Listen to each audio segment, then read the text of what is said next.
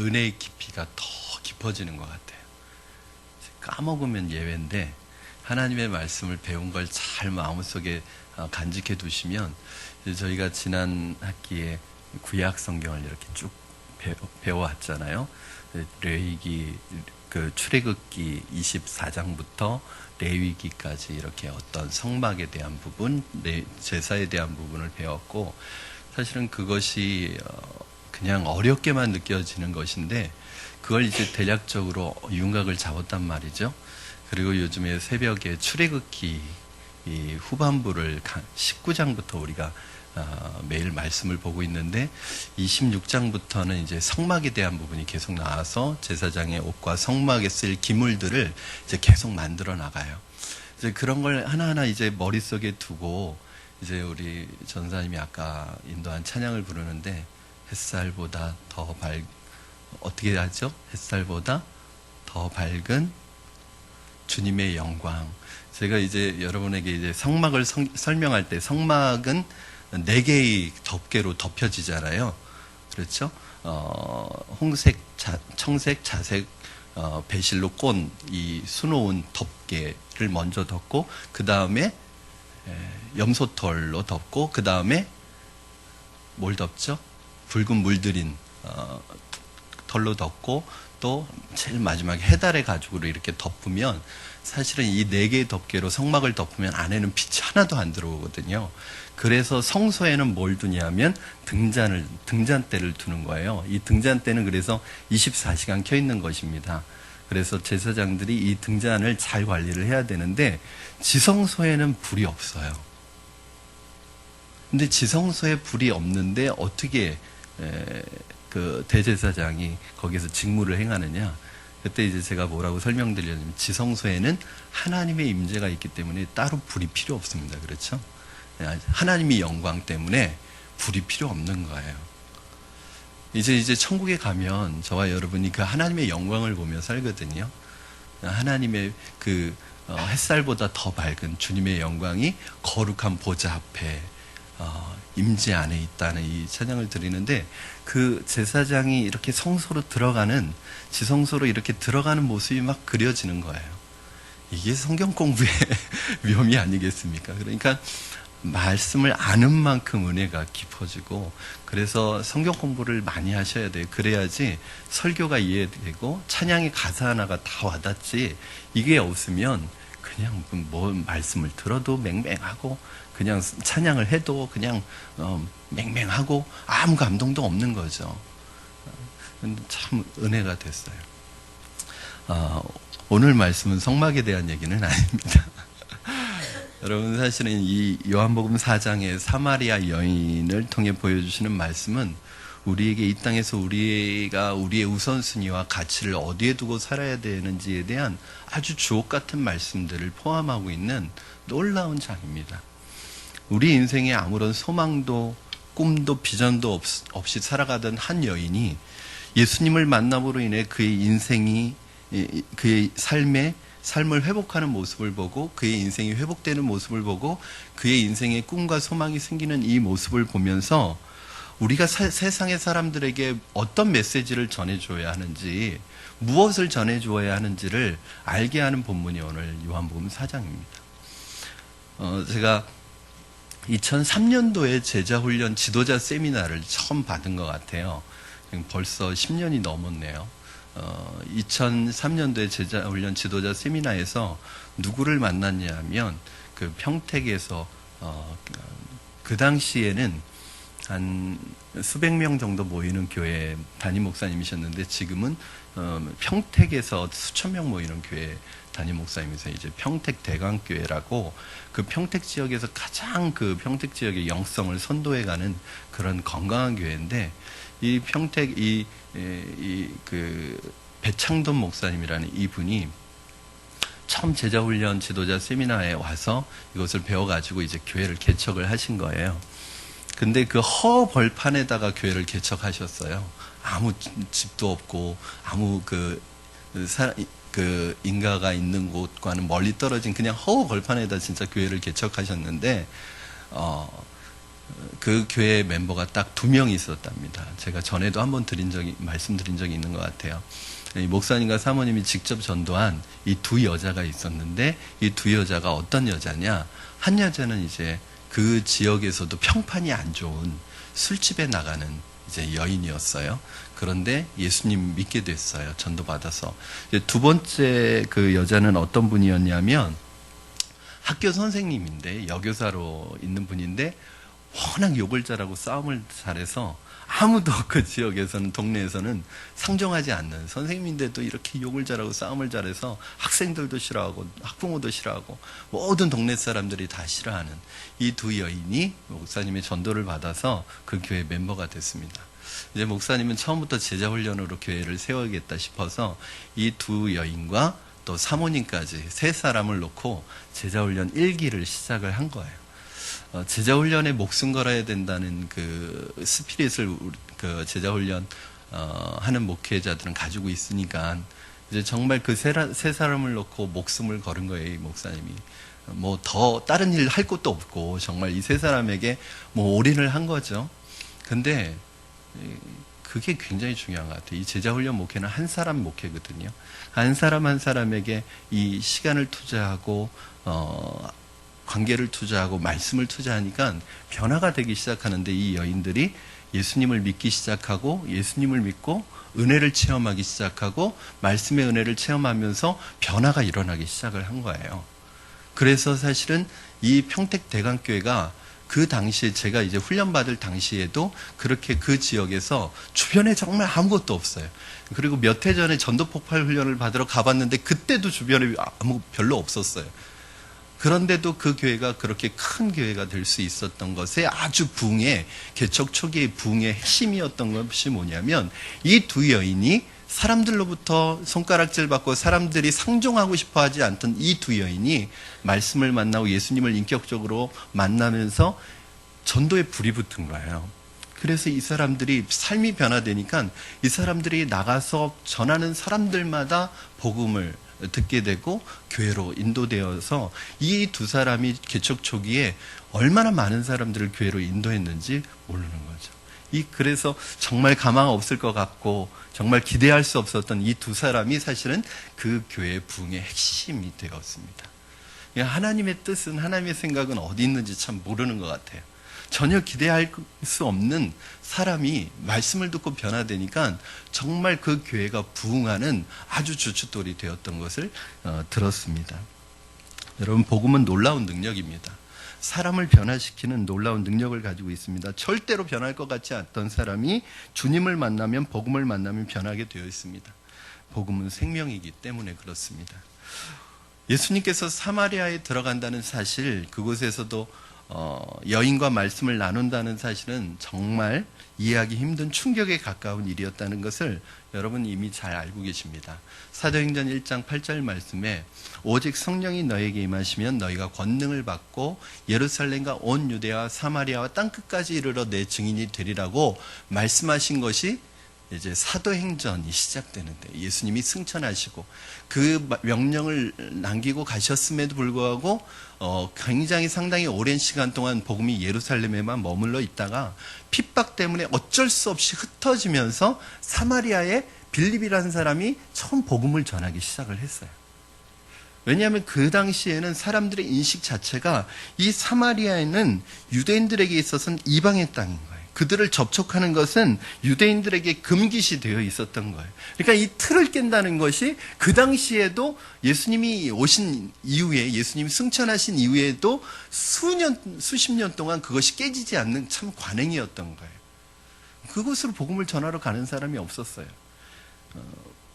그런데 예수님께서는 당시 이 사회적 관습과 관행을 깨트리고 하나님의 뜻과 계획에 순종하는 모습을 오늘 보여주십니다. 바울은 고백합니다. 내가 하나님을 기쁘게 하랴, 사람을 기쁘게 하랴. 내가 사람을 기쁘게 하면 나는 하나님의 사람이 아니다. 여러분, 사람의 관행과 관습이 있습니다. 근데 우리가 복음 전하려고 할 때 우리는 이 사람이 세워놓은 관행과 관습에 늘 막혀요. 여기에 브레이크가 걸립니다. 여러분, 이거 깨버려야 됩니다. 그것이 여러분의 사고여도 깨버려야 됩니다. 여러분의 가치관이어도 깨버려야 됩니다. 여러분의 그 어떤 틀이어도 깨버려야 합니다. 여러분 안에도 그 틀이 있을 수 있고 사회에도 그 틀이 있을 수 있는데 하나님의 뜻에 순종하는, 특별히 영혼을 향한 하나님의 뜻에 순종하는데 틀이 있으면 그거 깨트려 버려야 되죠. 그게 하나님을 기쁘시게 하는 거예요. 주님은 많은 사람들에게 둘러싸여서 인기를 누리고 얻는 것보다 한 사람의 영혼을 얻는 것이 더 중요했습니다. 그 영혼을 얻기 위해 인간들이 만들어놓은 잘못된 관습과 관행 깨트리셨습니다. 그러한 한 영혼을 향한 주님의 이 열정 때문에 오늘 한 영혼을 구원하게 되었음을 보여주는데, 이 한 영혼은 한 영혼이 아니라 놀라운 일입니다. 여러분, 이 사마리아 여인이 예수님을 만나고 나서 예수님과 나눈 대화는 일단 생략할게요. 여러분이 다 안다는 걸 전제로 하고, 혹시 모르시는 분 계세요? 이번 신약성경대학에 오십시오. 네. 여러분, 이 여인이 예수님과의 대화 속에서 메시아를 만난 거예요. 놀랍게 변화되기 시작했습니다. 28절, 29절 말씀 여러분 한번 같이 읽어보죠. 어떻게 변화되었는지. 시작. 여자가 물동이를 버려두고 동네로 들어가서 사람들에게 이르되 내가 행한 모든 일을 내게 말한 사람을 와서 보라. 이는 그리스도가 아니냐 하니. 아멘. 여러분, 뭐가 변화됐죠? 오늘따라 목이 많이 탑니다. 여러분, 뭐가 변화됐습니까? 사람들의 눈을 피해서 인적이 드문 시간, 그것도 정오. 여러분, 이스라엘에서 정오는 너무 더워서 아무도 다니지 않습니다. 제가 이제 1999년도였나요? 98년도에 오키나와에 이제 단기 선교를 갔는데, 오키나와가 이제 남태평양에 있는 섬이잖아요. 일본에 속한 섬인데 온도가 40도가 넘어가요. 습도가 90%가 넘어요. 이제 공항에서 비행기에서 딱 내렸는데 마치 그 사우나에 들어가는 느낌이 드는 거예요. 그 공항에 내렸는데 이게 도대체 여기서 어떻게, 그때 9박 10일을 갔었는데 여기서 어떻게 9박 10일을 보내나. 이제 전도하러 다니는데 아무도 안 다녀요, 사람들이. 여기는 낮에는 사람이 안 다닌대요. 언제 나오냐? 다 밤에 나오는 거예요. 그런데 저희는 그것도 모르고 낮에 전도하러 다닌다고 노방 전도를 다니는데 사람을 만날 수가 없어요. 여러분, 이 여인이 가장 사람이 왕래가 적은 드문 그 정오에 물들어 온 이유가 있습니다. 그렇죠? 왜냐하면 이 여인은 사람들에게 손가락질 받는 여인이었어요. 사람들의 눈을 피하는 여인이었어요. 이 사실은 예수님이 이 여인을 만난 것보다 더 이상한 일이었는데, 사람들은 그 여인이 얼마나 부정한 여인인지를 알고 있었고, 그리고 마을 사람들이 자신을 그렇게 생각하고 있다는 것을 이 여인이 누구보다도 잘 알고 있었기 때문에 이 여인은 사람들의 눈을 피해서 다니는 사람이었어요. 그런데 놀라운 사실은 여러분, 이 여인이 변화되고 나니까 어떻게 했어요? 지금 사람들을 피하는 게 아니라 사람들에게로 달려들어가서 사람들에게 복음을 전하고 있습니다.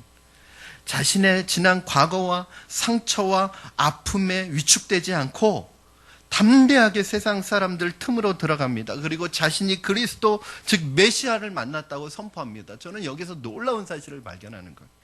예수님을 인격적으로 만나는 사건을 경험하면 자신의 상처도 뛰어넘는다. 이 여인에게 얼마나 그 상처가 있었겠어요? 얼마나 과거의 아픔이 있었겠어요? 남들에게 얘기하지 못하는, 또 남들의 손가락질 받는 그러한 부끄러움이 있지 않았겠습니까? 근데 예수님 만나니까 이거 싹 없어지는 거예요.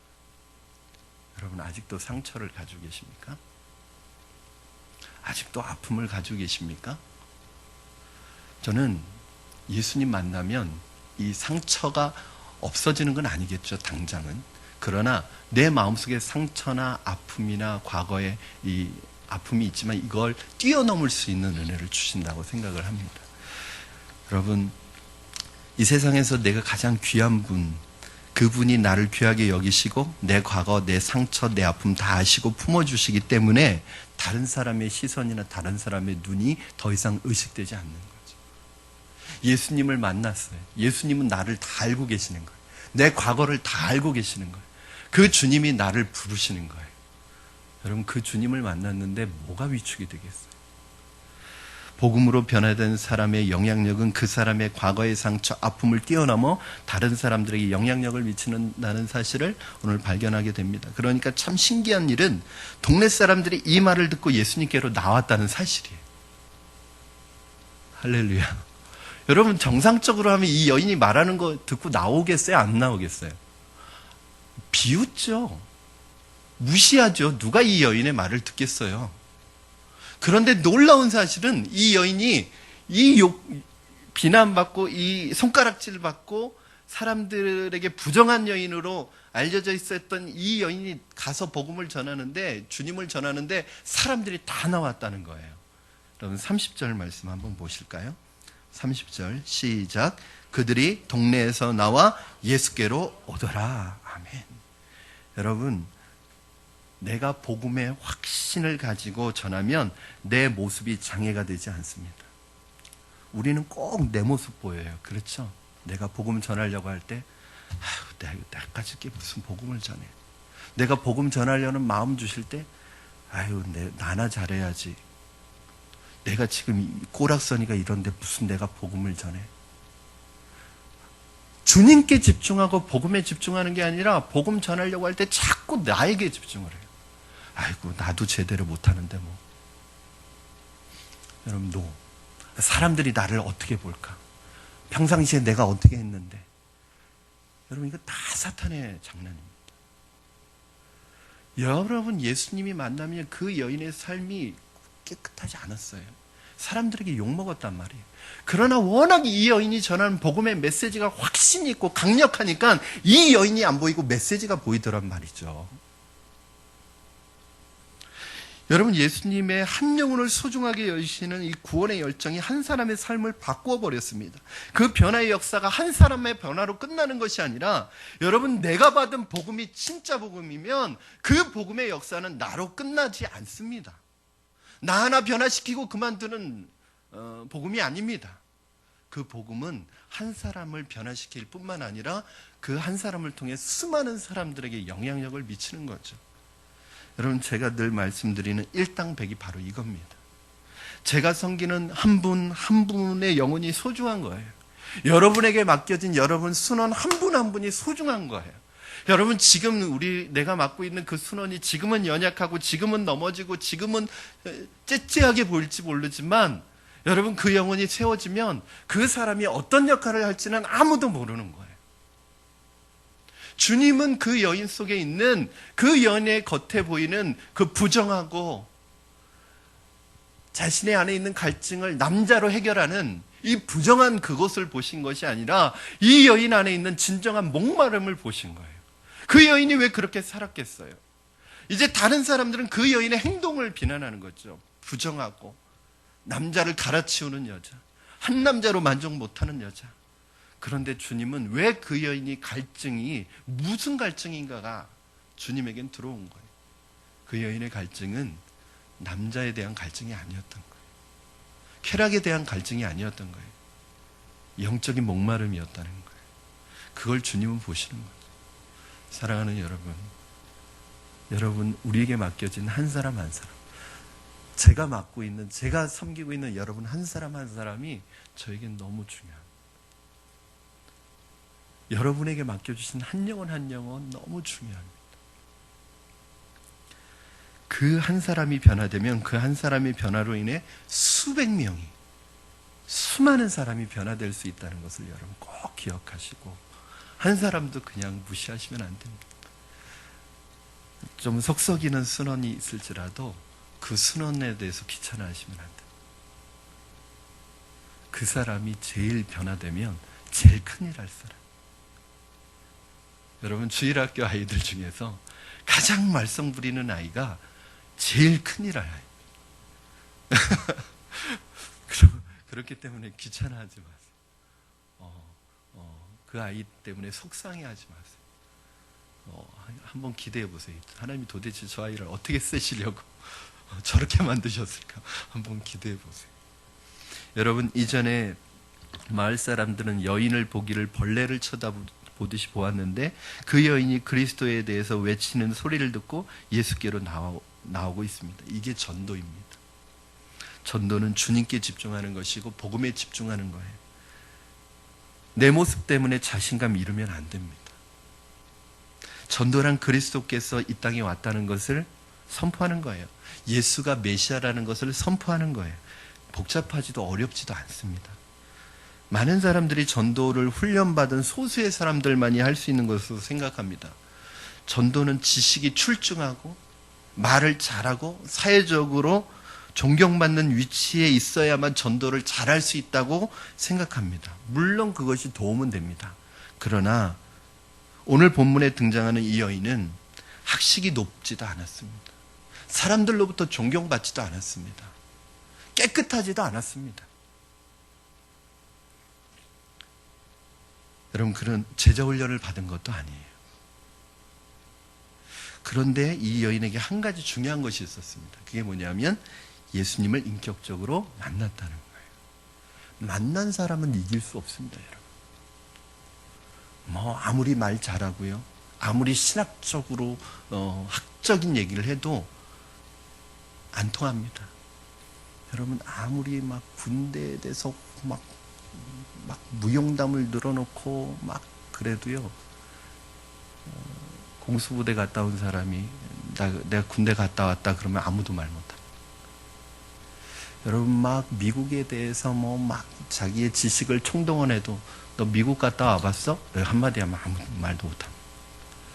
여러분, 예수님을 인격적으로 만난 사람의 파워풀함이 얼마나 강한지 아세요?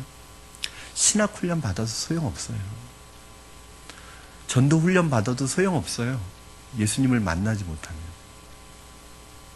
왜냐하면 그거 이론 배워서 뭐예요? 내가 확신이 없는데. 진짜를 전하면서도 가짜처럼 전하는데. 어떤 사람은 가짜를 진짜처럼 전해서 사람을 속이는데 우리는 진짜를 가짜처럼 전하잖아요. 확신 없이. 그런데 이 여인에게는 아무런 훈련이 안 돼 있었지만 이 여인이 그 사마리아를 복음화시킬 수 있었던 이유는 이 여인이 예수님 만났기 때문입니다. 사랑하는 여러분, 저는 여러분이 예수님을 인격적으로 만난 분들임을 믿습니다. 그 예수님을 만나십시오. 그리고 그 만난 주님을 이야기하십시오. 이게 전도예요. 전도가 무슨 학적입니까? 전도학이 있는데 전도학 아무리 배워도 전도 못합니다. 내가 예수님을 인격적으로 만난 적이 없는데 만난 적이 없는 분을 어떻게 전합니까? 지금 내가 예수님을 인격적으로 만났어도 지금 내가 예수님을 계속적으로 경험하고 그 하나님 주님을 경험하고 있지 못하는데 예수님을 어떻게 전합니까? 벌써 내 입술에 내 눈빛에 확신이 없어요. 여러분, 전도는 그리스도를 인격적으로 만난 사건이 내 안에 있어야 가능합니다. 내 삶의 스토리가 다른 사람에게 큰 도전이 되고 자기들도 예수님 만나야겠다는 생각을 하는 거죠. 39절 말씀 보시겠습니다. 39절 여러분 한번 읽어주시면 감사하겠습니다. 시작.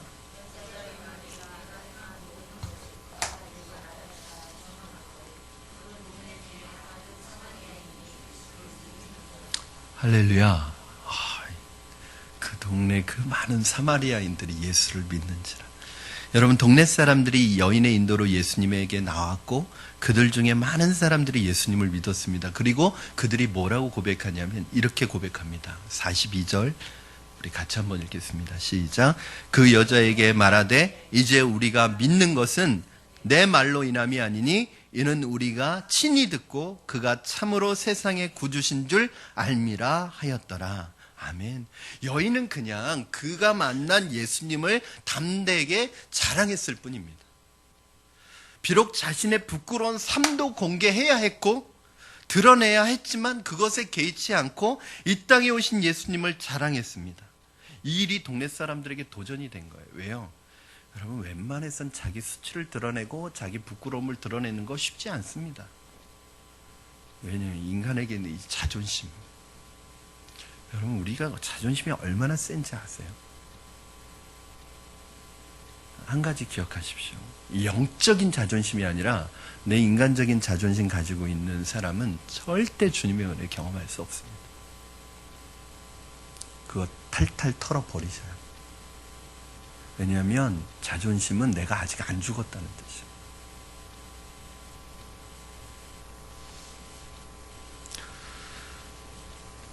여러분, 중요한 그 사실은 동네 사람들이 여인의 말을 믿고 예수님 믿었어요?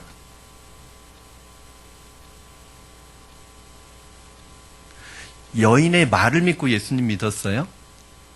우리 42절 다시 한번 보여주세요. 뭐라고 얘기하고 있죠? 그 여자에게 말하되 이제 우리가 믿는 것은 네 말로 인함이 아니라 이는 우리가 친히 듣고 그가 참으로 세상의 구주신 줄 알미라 하였더라. 여러분, 동네 사람들이 여인의 말만 듣고 예수님을 믿게 된 것이 아니라 그들 역시 예수님을 만나고 친히 예수님을 믿게 된 거예요. 그러면 이 여인의 역할은 뭐예요? 사람들을 믿게 한 거예요? 아니죠. 사람들을 예수님께로 데리고 온 거예요. 데리고 와서 그 사람들이 예수님을 만난 거예요. 여러분, 전도의 원칙 중에 중요한 것이 있습니다. 우리 전도자들은 우리가 믿게 하는 거 절대 아닙니다. 여러분이 믿게 하는 거 아니에요. 우리의 역할은 뭐냐면 내가 만난 예수님 자랑하고 그 예수님께로 데리고 오는 것만 여러분이 하시면 됩니다. 그러면 말씀 속에서 친히 주님을 만나는 역사가 나타나게 되어 있습니다.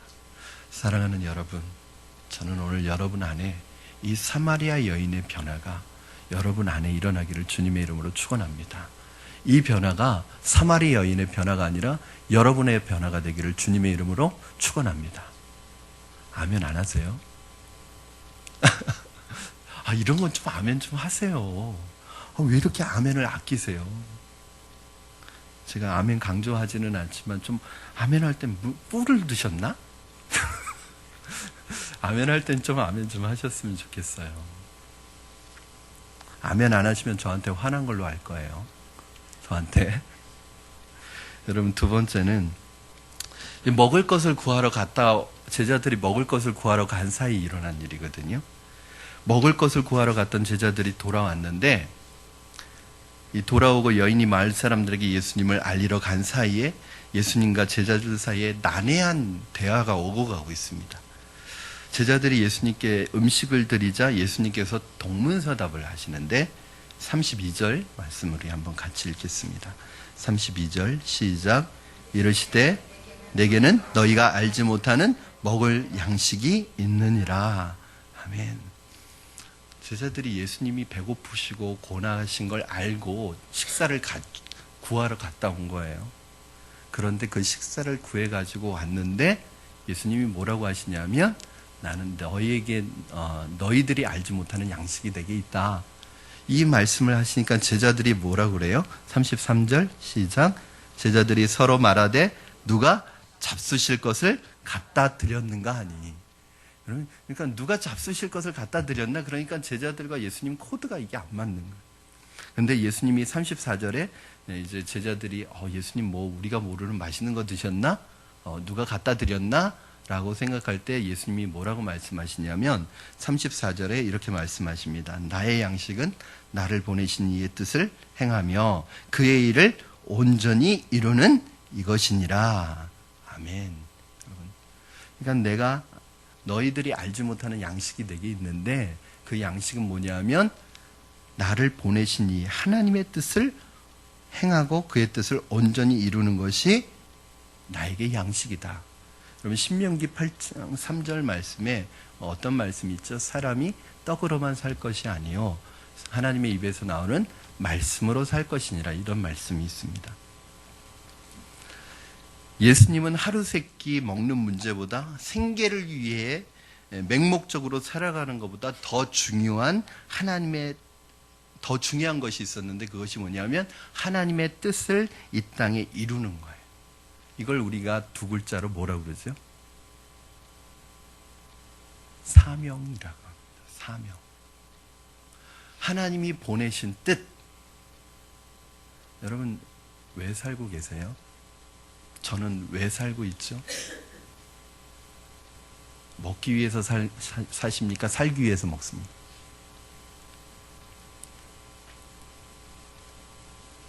여러분 우리가 이 땅에 살아가는 목적이 있잖아요. 보내신 뜻이 있잖아요. 그게 뭐냐면 사명입니다. 여러분, 사명을 붙들고 살고 계십니까?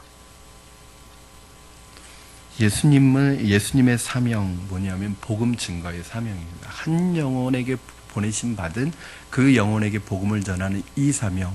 그래서 한 영혼이 돌아오는 것을 경험할 때마다 예수님은 배가 부르신 거예요.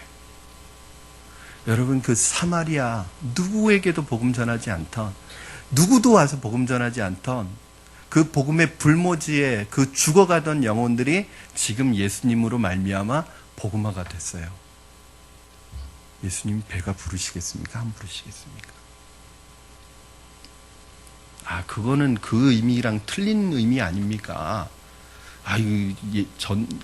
전도에서 예수 믿는다고 배가 부르면 여러분, 근데 하나님 마음을 가지시면, 목자의 마음이 되면 배부릅니다. 전에도 제가 말씀드렸잖아요. 주일 같은 때 이렇게 타이밍을 놓치면 저녁 때까지 거의 아침을 못 먹으면 점심 못 먹고 저녁 못 먹고 하루를 보낼 때가 있어요. 근데 그때 배고프지가 않을 때가 있어요.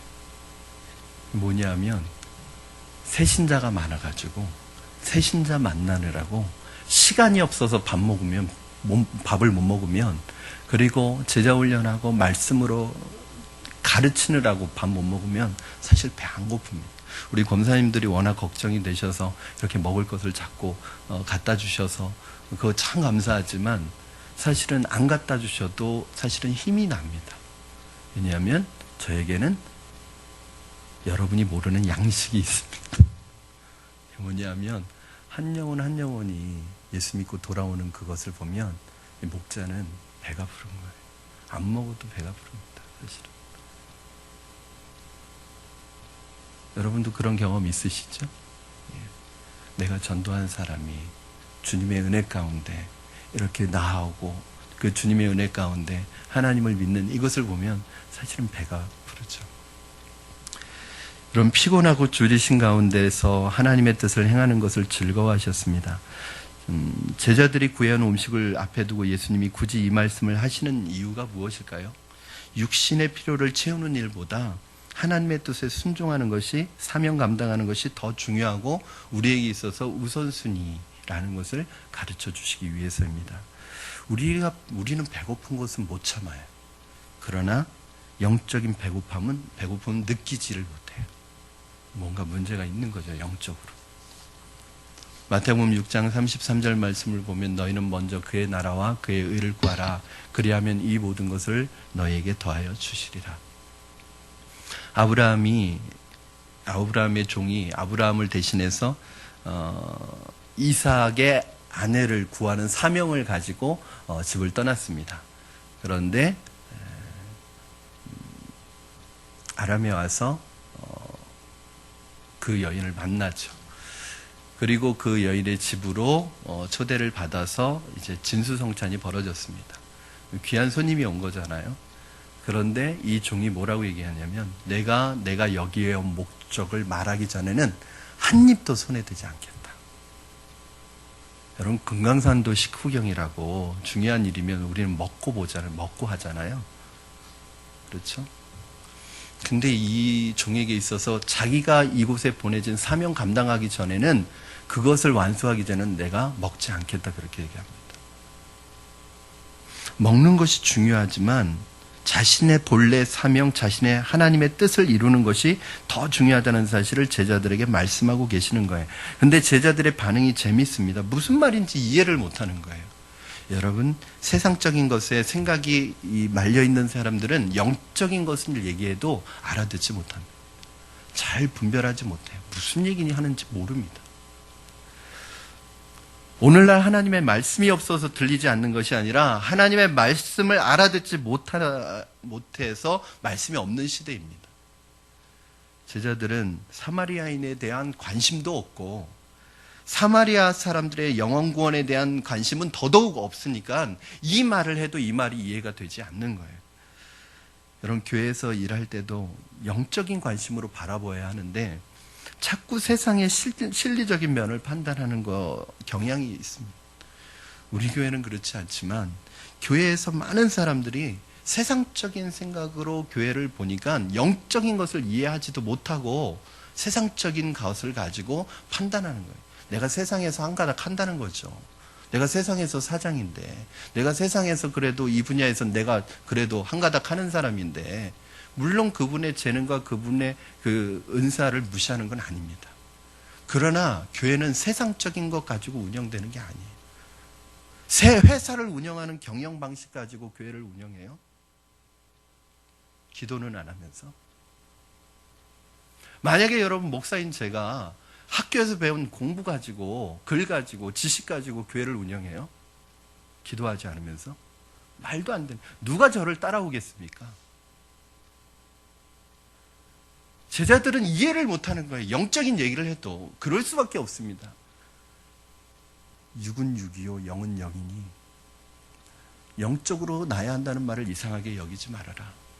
여러분, 육은 육이요 영은 영입니다. 육은 절대로 사람을 살리지 못합니다. 살리는 것은 영이니 육은 무익하니라. 제자들은 아직도 육적인 눈을 가지고 있었던 거예요. 사랑하는 여러분, 예수님을 사랑하십니까? 예수님을 사모하시고 예수님을 향한 여러분의 마음 흔들림이 없으십니까? 그러면 주님이 기뻐하시는 일을 하시고 주님이 싫어하시고 주님의 마음을 아프게 하는 일은 여러분 멀리 보내십시오. 여러분 목사 보고 신앙생활하는 거 아니잖아요.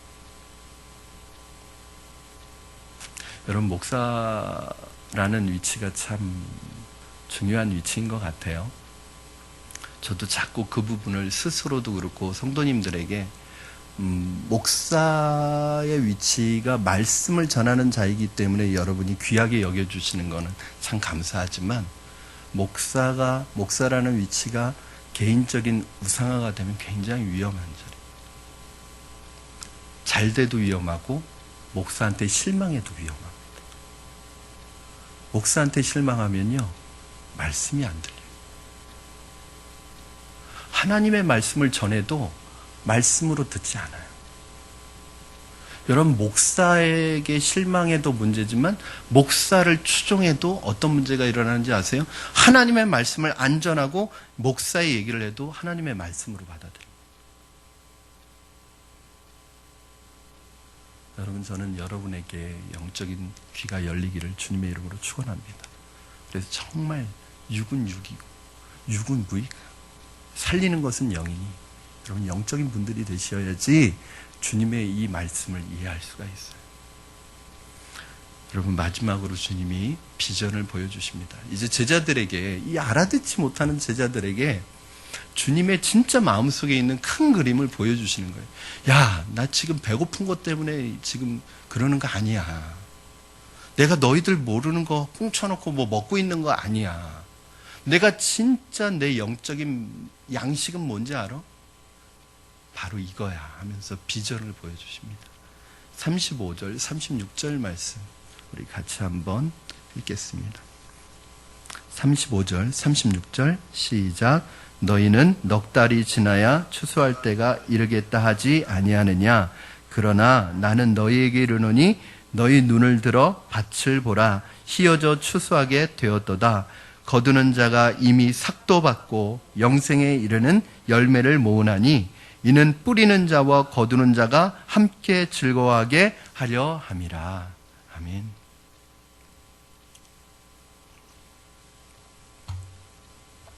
여러분 예수님의 비전이 뭔지 아세요?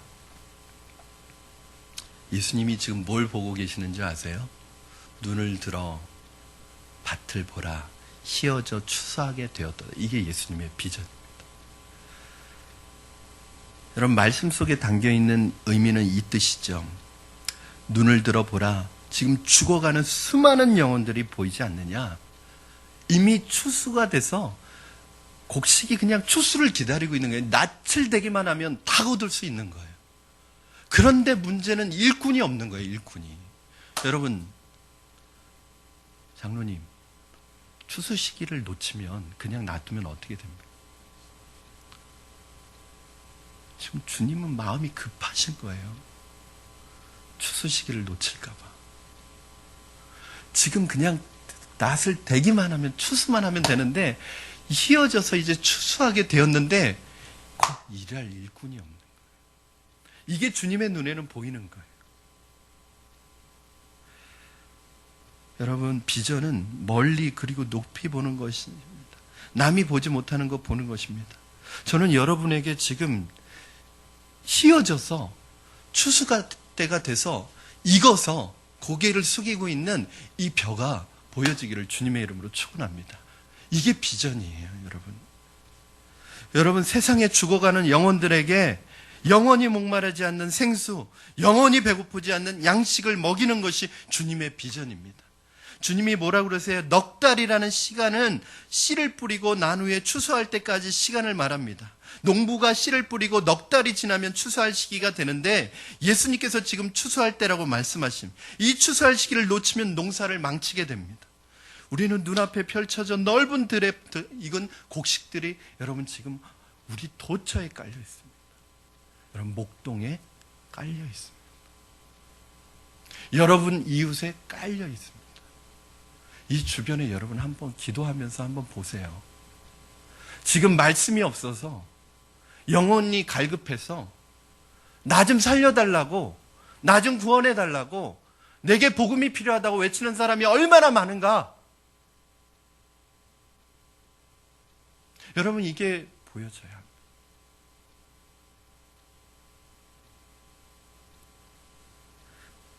세계적으로 하루에 1달러로 사는 사람들이 12억 명, 전 세계적으로 굶어 죽는 영혼들이 중국이 12억, 인도가 10억, 이슬람 국가가 12억 인구를 가지고 있습니다. 종교적으로 힌두교가 8억 명, 불교도가 3억 6천 명, 무종교인이 7억 6천 명, 중국 정통 종교인이 4억 명으로 추산되고 있는데, 예수님을 모르고 죽어가는 수많은 영혼들이 지구 도처에 가득합니다. 지구 도처에도 가득하지만 여러분, 우리 직장에서 주위를 한번 둘러보십시오. 동서남북을 살펴보면 추수할 곡식들이 널려있고 낯을 기다리고 있음을 발견할 수 있습니다. 지금도 아마 여러분 길거리에 나가시면 여러분 전도를 기다리고 있는 사람들 많아요. 지금 여러분에게 나 좀 데려가 달라고 교회에. 여러분, 저는 이해가 안 돼요. 나 교회 좀 데려가 달라고 하는데도 주위 사람들의 이목 때문에 교회를 안 데려오는 건 도대체 뭐 하는 겁니까, 지금?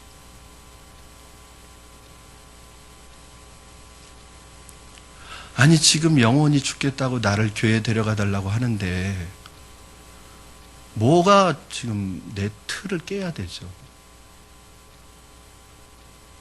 자기 틀이 있는 거예요, 자신의.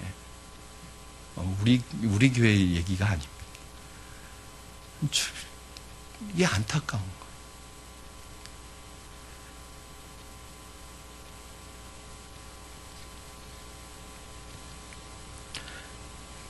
여러분, 준비된 영혼이 있습니다.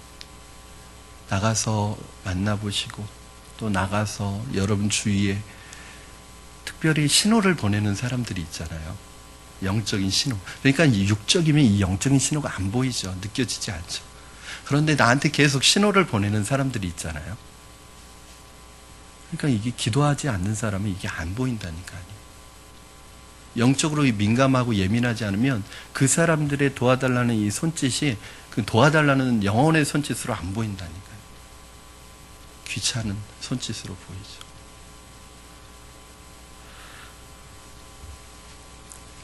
여러분, 이것이 예수님의 비전이고 저와 여러분의 비전입니다. 저는 예수님이 이 비전을 여러분과 함께 나눌 수 있는, 예수님의 이 비전을 여러분과 함께 나눌 수 있는 것이 참 얼마나 감사한지 모릅니다. 예수님의 비전을 들으면 가슴이 막 벅차오릅니다. 예수님의 비전이 저와 여러분의 비전이기 때문에 그렇습니다. 우리의 직업과 우리의 은사와 우리의 재능과 나이와 모든 것이 다 달라도, 우리가 하는 일은 달라도 우리의 비전은 하나입니다. 바로 온 민족과 족속과 열방, 그리고 우리 주변에 있는 예수 그리스도가 없어서, 복음이 없어서 죽어가는 그 많은 사람들을 주님께로 인도하는 것. 그 사람들이 휘어져서 추수할 곡식이 되어서 낯을 기다리는데 그 사람들을 추수하는 이 환상을 보는 것. 이것이 바로 저와 여러분의 비전이라는 것을 여러분 믿으시기를 바랍니다. 말씀을 정리합니다. 사랑하는 여러분, 제가 오늘 좀 흥분했지만 여러분에게 흥분한 것이 아니라 복음을 전할 때 제 마음속에 주님의 마음이 있어서 그런 거예요. 정말 안타까운 마음이 있어서 그렇습니다. 너무 우리 주변에 여러분이 사는 곳에 그리고 이 특별히 목동 지역에 여러분 그 영혼들 가만히 놔두면요 다 천주교로 넘어갑니다. 다 이단으로 넘어갑니다.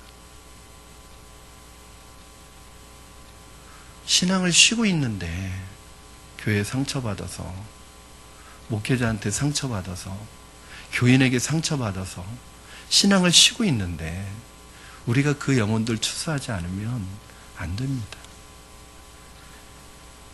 사랑하는 여러분, 주님을 인격적으로 만나셨다면 우리는 복음을 전할 자격이 있고 그 복음을 전할 수 있습니다.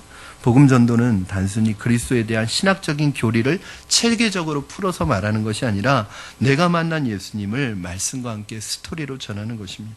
그리고 그들도 말씀과 직면하게 만들고 말씀 속에서 예수님을 직접 만나도록 여러분이 도와주는, 누군가는 그 다리 역할을 해줘야 되잖아요. 이 사마리아 여인처럼 누군가는 교회와 세상을 연결해주는 다리 역할을 해줘야 하잖아요. 하나님, 나는 지식이 부족해요. 나는 성경 잘 몰라요. 나는 말주변 없어요. 여러 가지 핑계로 전도의 사명을 피하기보다는 내가 만난 예수님에 대한 감격을 다른 사람에게 잘 나눌 수 있기를 바랍니다. 그래서 복음으로 인해 나뿐 아니라 주위에 있는 사람들이 생명의 빛을 발견하고 그 생명의 빛이 비춰지기를 주님의 이름으로 축원합니다. 우리 찬양하시고 우리 함께 오늘은 이 영혼을 위해서, 복음을 위해서, 우리 교회의 복음의 영광을 위해서 함께 찬양하고 기도했으면 좋겠습니다. 우리 보좌 앞에 모였네. 이 비전이라는 찬양 부르실 때 후렴 가사처럼 우리의 모든 사람의 비전은 우리의 직업도, 우리의 나이도, 성별도, 배움의 정도도 다 다르지만 하나님, 우리가 하는 모든 일의 비전은 하나입니다. 온 열방과 족속이 예수 그리스도께로, 어린 양께로 나오는 것을 보는 것, 이것이 우리의 비전이고 주님의 비전입니다. 하나님, 오늘 이 비전을 품고 이 사명 붙들고 주님이 사셨던 것처럼 우리도 살게 하여 주시옵소서. 우리 같이 찬양 부르시고 우리 같이 합심해서 기도하겠습니다.